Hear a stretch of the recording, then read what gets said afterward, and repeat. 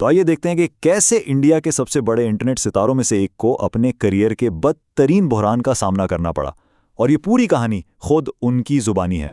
इस सारे मामले में हम ये जानेंगे कि आखिर कैसे एक कॉमेडियन समय रैना एक मजाक की वजह से एक रियासत के वजीर आला के निशाने पर आ गए, और सितम ज़रीफ़ी ये कि वो मजाक उन्होंने किया भी नहीं था।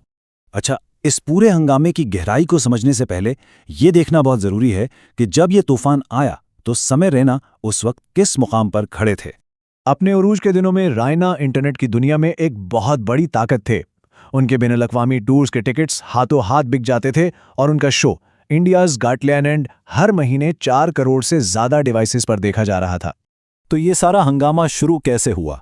ये सब उनके शो में आए एक मेहमान बियर बाइसेप्स के एक मुतनाज़ा कमेंट से शुरू हुआ, जिसने पूरे मुल्क में जैसे आग लगा दी। रायना का कहना है कि उन्होंने मेहमान की ज़्यादातर मुतनाज़ा बातें एडिट करके निकाल दी थीं, लेकिन जो एक छोटा सा हिस्सा रह गया वही एक तूफान खड़ा करने के लिए काफ़ी था। वो खुद कहते हैं, मैंने तो 99% जरासीम ख़त्म कर दिए थे, मुझे क्या मालूम था कि वो 1% वबा फैला देगा। और जैसे ही ये क्लिप वायरल हुआ, ऑनलाइन रद्द-ए-अमल इतना तेज़ और शदीद था कि सूरत हाल देखते ही देखते इनके काबू से बाहर हो गई। ये गुस्सा सिर्फ कुछ लोगों तक महदूद नहीं था, बल्कि ऐसा महसूस हो रहा था जैसे ये एक मुनज़्ज़म हमला हो जो हर तरफ से किया जा रहा हो। हैरानी की बात ये थी कि इसमें कौन कौन शामिल नहीं था। मीडिया, सियासतदान, सेलिब्रिटीज़, अवाम और तो और रियासती पुलिस भी। इस सब ने मिलकर मामले को एक बिल्कुल नई सतह पर पहुंचा दिया। और यहां से मामला सिर्फ ऑनलाइन बहस का नहीं रहा, बल्कि एक बहुत ही संजीदा कानूनी जंग में बदल गया। महाराष्ट्र, जयपुर और आसाम में इनके खिलाफ एक के बाद एक 3 FIR दर्ज की गईं। लेकिन ये तो वो कहानी थी जो सब देख रहे थे। सुर्खियों के पीछे एक ज़ाती कहानी भी थी जो रायना के लिए एक डरावने ख्वाब की तरह थी, खास तौर पर उस वक्त जब वो अमेरिका में अपने टूर पर थे। दांव पर सिर्फ उनकी साख ही नहीं लगी थी।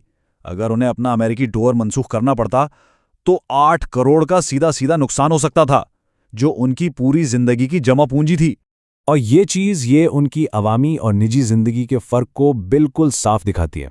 दुनिया को लग रहा था कि वो बैक स्टेज पर शतरंज खेल रहे हैं, लेकिन हकीकत में वो शदीद एंग्जाइटी अटैक से गुजर रहे थे। दबाव नाकाबिले बर्दाश्त होता जा रहा था। उनका फ़ोन नंबर लीक कर दिया गया।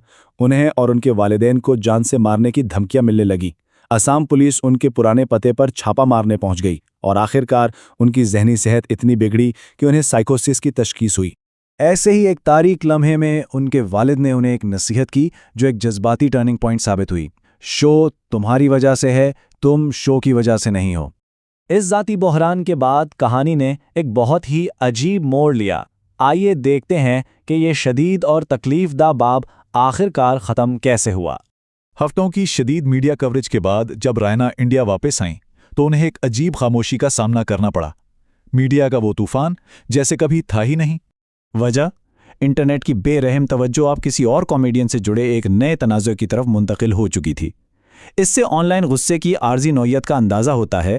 इस पूरे तजर्बे ने रायना को इंटरनेट की शोहरत के बारे में एक तल्ख सबक सिखाया।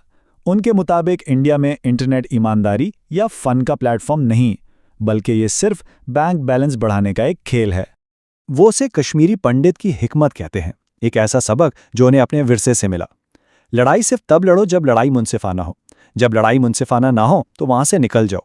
यानी बका को एक ऐसी लड़ाई पर तरजीह देना था जिसे वो जीत नहीं सकते थे। लेकिन हैरत अंगेज तौर पर इस शदीद रद्द-ए-अमल के बावजूद उनका कैरियर नई बुलंदियों पर पहुंच गया। इस तनाज़े के बाद अपने अगले आलमी दौरे पर उन्होंने 3 लाख टिकट्स फरोख्त किए, जो एक नाकाबिले यकीन वापसी थी। आखिर में रायना की ये कहानी हमें इस ताकतवर सवाल पर सोचने पर मजबूर करती है कि इंटरनेट के इस बेरहम खेल में क्या सिर्फ जिंदा रहना ही असल जीत है?